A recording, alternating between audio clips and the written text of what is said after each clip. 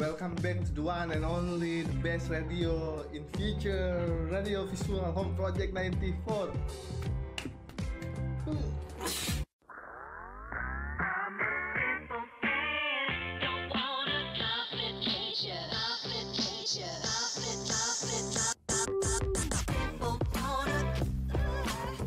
Hari ini kita mungkin nggak banyak bercanda ya, karena sebenarnya saya tuh pengen bikin konten yang asik dan seru ya, yang bisa kita bercandai. Tapi setelah saya mencari banyak isu tentang konten ini, ada beberapa hal yang saya rasa kayak menarik, yang perlu kita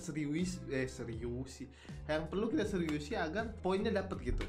Jadi konten hari ini kan kita semua tahu ya, kita akan bahas tentang pelakor gitu, yang mana ini sempat rame dan viral di beberapa media sosial, di mana ada seorang pelakor yang bangga dan nge-share gitu resiko dari pekerjaannya sebagai pelakor. Nggak tahu juga ya, pelakor itu pekerjaan, kegiatan apa, ekstrakurikuler.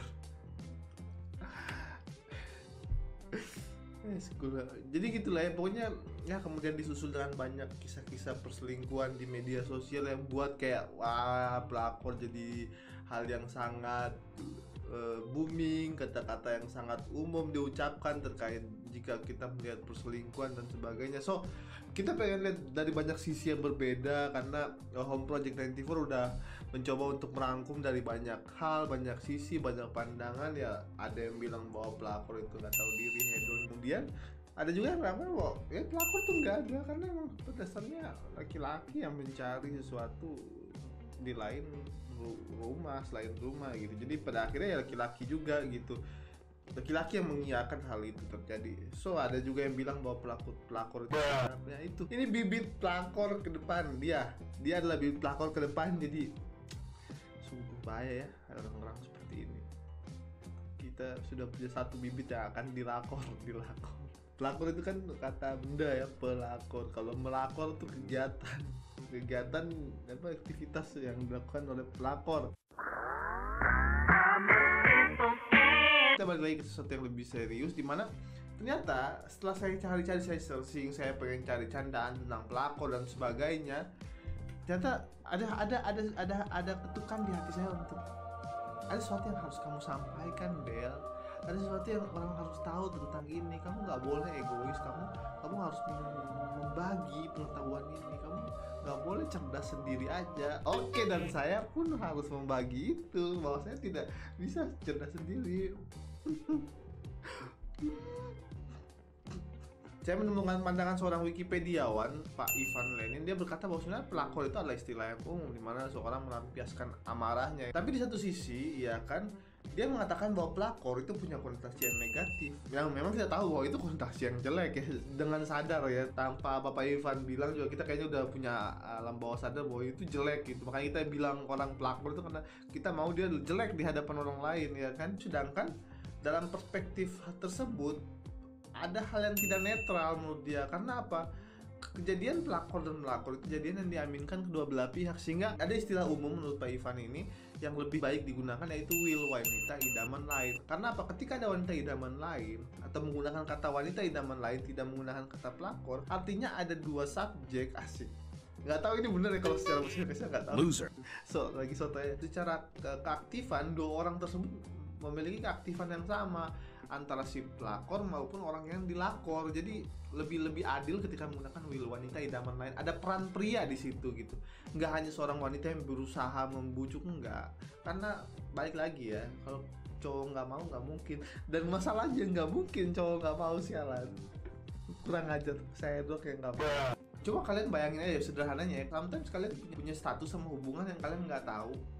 Dia ternyata udah punya keluarga atau udah punya hubungan dengan orang lain, dan tiba-tiba dengan mengagetkan, dengan mengejutkan, Anda dituding sebagai pelakor. Itu kan sesuatu yang hal yang kayak what? Saya nggak tahu dia begini, tapi ya mau gimana lagi, Anda berhubungan dengan seorang yang udah punya keluarga atau punya status, bisa apa gitu ya kan. Jadi ya coba pikir-pikir lagi, karena itu aja bisa terjadi kepada Anda, karena Anda nggak tahu tipu muslihat laki-laki itu luar biasa ya. Saya juga takut ditipu sama laki-laki. Hal ini didukung oleh Pak Junaya HM, seorang pensiunan badan bahasa ya kan. Jadi udah terdiri dari bahasa, badannya udah punya pakar lah ya. Dia bilang bahwa kata pelakor itu ya kata yang aneh untuk digunakan, karena kata pelakor itu adalah kata yang dimana yang aktif hanya satu pihak, sedangkan yang dilakor atau yang dicuri itu tidak aktif. Jadi kayak padahal seperti tadi saya bilang bahwa itu diaminkan oleh pihak satunya. Jadi ada peran kedua belah pihak di sini. Jadi kata pelakor itu punya sinonim dengan sundal, perek, wanita jalang, yang mana pada akhirnya mendiskreditkan seorang wanita, merendahkan perempuan lagi. Akhirnya hal-hal tersebut ya mengarah pada ketimpangan gender lagi, perempuan lagi yang disalahkan, perempuan lagi yang disudutkan. Padahal bukan cewek yang otaknya harta doang, tapi emang kadang laki-laki nih otaknya emang susah dibenerin, susah. Kita harus paham lah ya. Ya gitulah ya. Jadi pada akhirnya saya cuma mau menyampaikan itu ya di konten ini tuh, hal sensitifnya itu gitu, bahwa kata pelakor ini mengakibatkan ketimpangan gender aja sih. Dan saya setuju dengan pandangan kedua ahli ini ya kan, karena saya tidak ahli. Dan saya rasa pandangan ini menarik untuk kita pikirkan kembali terkait dengan istilah tersebut. So, karena mereka seorang cendekiawan dan kita barbarian, kita tetap punya perspektif lain, di mana ya kan, pelakor tetap pelakor. Mereka itu tidak bisa kita biarkan berkeliaran. Karena apa? Makin hari mereka makin nyata, makin berani untuk menyerang kaum-kaum yang sudah punya hubungan. Oke. Untung saya belum punya ya. Bang, gimana cara kita untuk mengatasi atau meniadakan, memberantas enggak?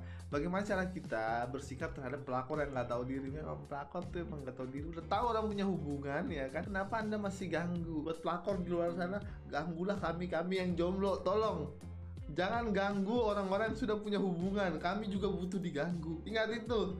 Yang setuju angkat tangan ya. Komen di kolom komentar. Oke. Jadi untuk mengatasinya adalah pertama, karena pelakor nggak tahu diri, kita harus tahu diri. Oke? Jadi sebagai orang yang sah, sebagai orang yang memiliki status, harus tahu diri. Artinya apa? Tenang, kontrol emosi. Jangan ujuk-ujuk nyerang ya kan? Jangan. Tetap kontrol emosi, tenang. Dalam artian jangan unggah di medsos dulu ya kan? Aib, jaga aib keluarga, jaga aib hubungan. Itu bisa menjaga aib kita sendiri juga. Kecuali memang kita butuh banget bantuan gotong royong dari masyarakat Indonesia ya kan, itu bisa di-share ya kan, bisa di-share untuk apa? Untuk mendapatkan dukungan lebih gitu lah ya. Selanjutnya, minta keterangan ya kan, tanya dia dengan jujur, bicara empat mata dengan pasangan Anda tentang kebenaran yang ada, agar apa? Tidak main serta-merta kita menyalahkan salah satu pihak. Kemudian ajak pasangan Anda untuk ketemu si wanita pelakor ini ya kan, untuk berbincang, agar apa? Agar mereka tidak melakukan settingan busuk di belakang, karena Anda tahu kan licik. Pada dasarnya dua orang ini licik gitu, pelakoran dilakor tuh kadang-kadang sama-sama licik. Oke. Jadi biar clear, nanti setelah bertemu udah clear semua, pulang nangis ya kan, peluk bantal, ngadu sama mama, ngadu sama papa, ngadu sama teman ya kan, nangis sepuasnya, ngadu di Home Project 94 juga oke, terbuka, lapang ya kan, kita bisa jadi tempat curhat. Oke. Kemudian setelah kalian udah sedih berapa hari itu ya kan, baru kalian mikir, karena apa? Agar tidak berpikir dalam keadaan emosi seperti itu. So, hasil pemikiran kalian diskusikan dengan keluarga, dengan teman, kemudian baru putuskan seperti itu. Karena apa? Karena kita sebenarnya nggak bisa mengatasi hal yang udah terjadi, tapi kita bisa mengambil langkah yang lebih baik untuk kita ke depan setelah hal itu terjadi. Kenapa ya? Namanya udah terjadi, kita nggak bisa berbuat apa-apa. So, yang kita lakukan adalah apa? Langkah terbaik buat diri kita sendiri, kita dan keluarga. Ya terserah, kalau kalian masih mau mikirin pasangan kalian yang melakor dan dilakor ya terserah ya, tapi pikirkan diri kalian sendiri dulu ya kalau dalam situasi seperti itu. So begitu aja tips-tips dari Radio Visual Home Project 94. Nanti kita berbincang lagi. Sorry kalau ini terdengar lebih serius dan nggak enjoy, karena ya itu ada pesan-pesan moral yang disampaikan agar Home Project 94 dengan radio visualnya ini bisa lebih terlihat berguna, bermanfaat. So jangan lupa untuk bantu like, komen, share, dan subscribe.